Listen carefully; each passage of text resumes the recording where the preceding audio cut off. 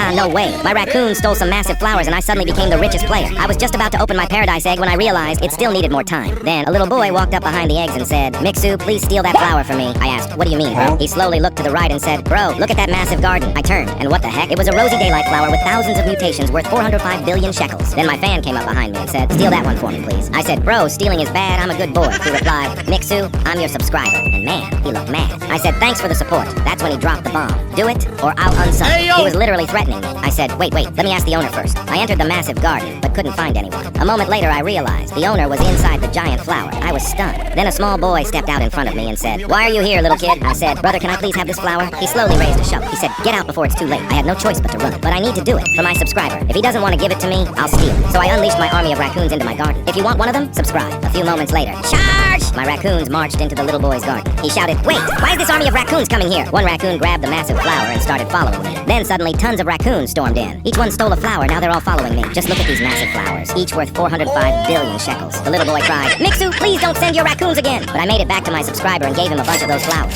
If you want these massive flowers, subscribe and comment your username.